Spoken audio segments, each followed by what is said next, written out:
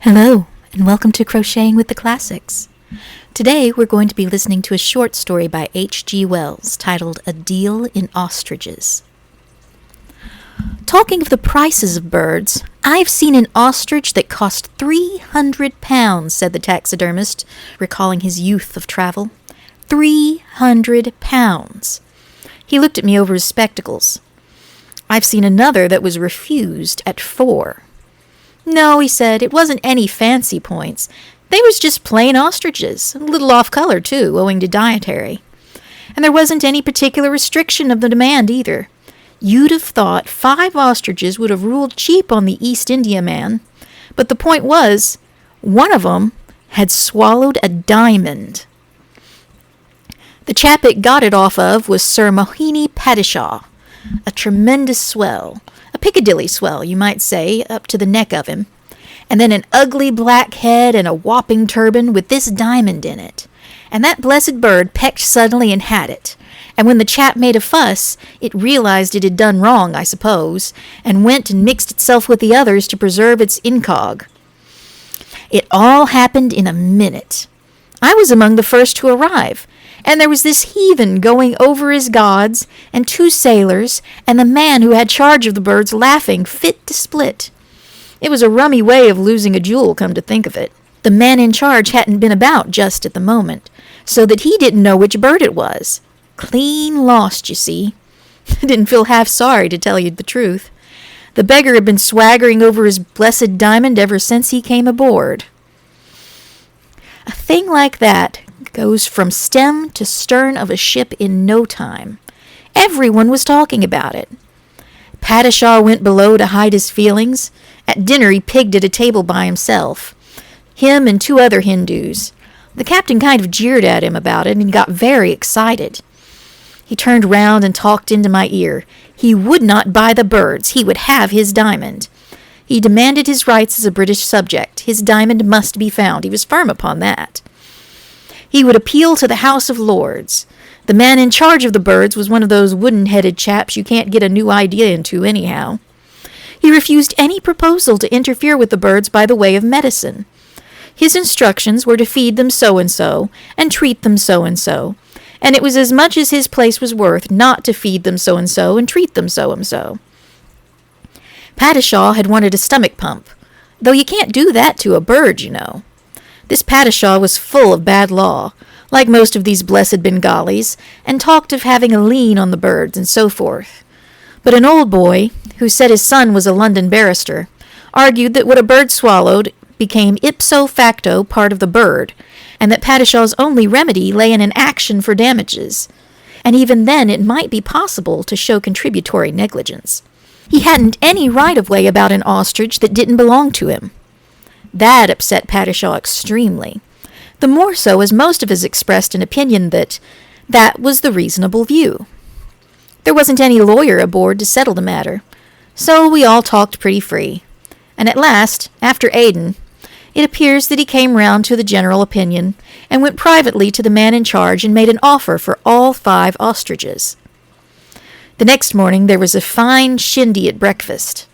The man hadn't any authority to deal with the birds, and nothing on earth would induce him to sell. But it seems he told Padishah that a Eurasian named Potter had already made him an offer, and on that Padishah denounced Potter before all of us. But I think the most of us thought it was rather smart of Potter, and I know that when Potter said that he'd wired at Aden to London to buy the birds, and would have an answer at Suez, I cursed pretty richly at a lost opportunity. At Suez, Padishah gave way to tears, actual wet tears, when Potter became the owner of the birds, and offered him $250 right off for the 5, being more than 200% on what Potter had given. Potter said he'd be hanged if he parted with a feather of them, that he meant to kill them off one by one and find the diamond. But afterwards, thinking it over, he relented a little. He was a gambling hound, was this Potter. A little queer at cards, and this kind of prize packet business must have suited him down to the ground.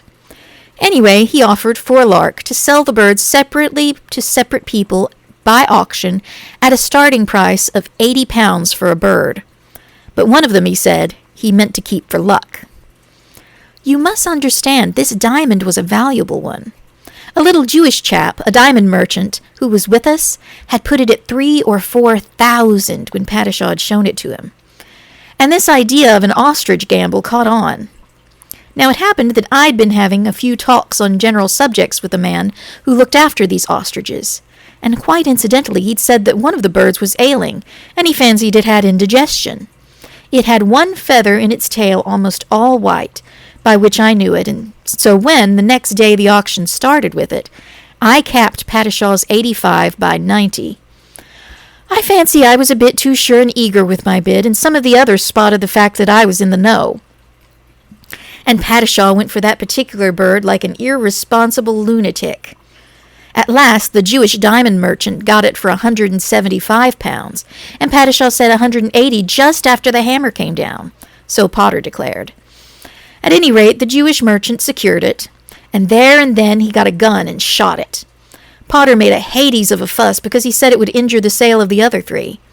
And Patishaw, of course, behaved like an idiot, but all of us were very much excited. I can tell you I was precious glad when the dissection was over and no diamond had turned up. Precious glad. I'd gone to 140 on that particular bird myself.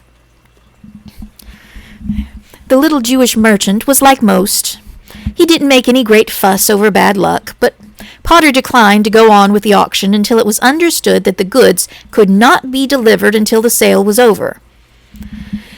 The little Jewish merchant wanted to argue more that the case was exceptional, and as the discussion ran pretty even, the thing was postponed until the next morning.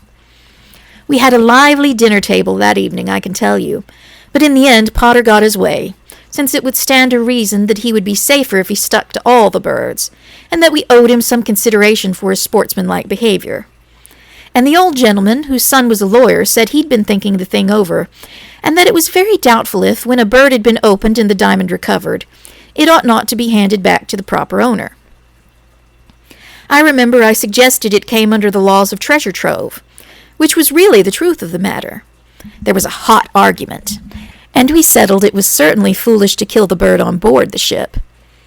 Then the old gentleman, going at large through his legal talk, tried to make out the sale was a lottery and illegal, and appealed to the captain. But Potter said he sold the birds as ostriches. He didn't want to sell any diamonds, he said, and didn't offer that as an inducement. The 3 birds he put up, to the best of his knowledge and belief, did not contain a diamond. It was in the one he kept, so he hoped. Prices ruled high next day all the same.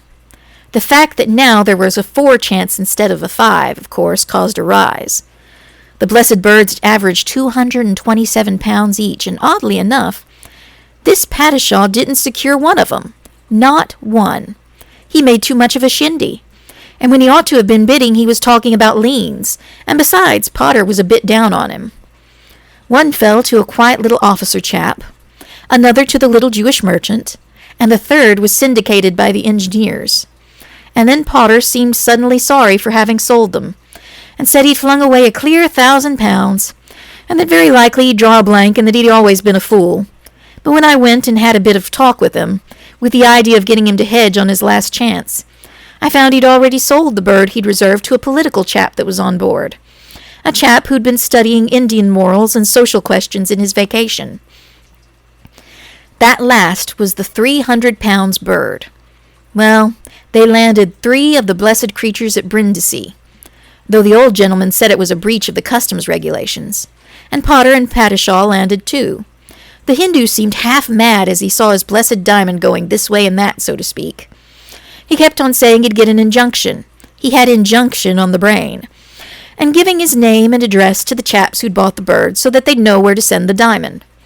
None of them wanted his name and address, and none of them would give their own. It was a fine row, I can tell you, on the platform. They all went off by different trains. I came on to Southampton, and there I saw the last of the birds as I came ashore. It was the one the engineers had bought, and it was standing up near the bridge in a kind of crate, and looking as leggy and silly as a setting for a valuable diamond as you ever saw, if it was a setting for a valuable diamond. How did it end? Oh, like that. Well, perhaps. Yes, there's one more thing that may throw light on it. A week or so after landing, I was down on Regent Street doing a bit of shopping, And who should I see arm in arm and having a purple time of it but Patishaw and Potter, if you come to think of it? Yes, I've only thought of that. Only, you see, there's no doubt the diamond was real, and Patishaw was an eminent Hindu. I've seen his name in the papers often.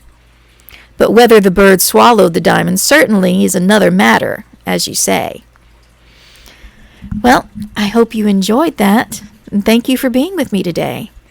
Have a lovely afternoon. Goodbye.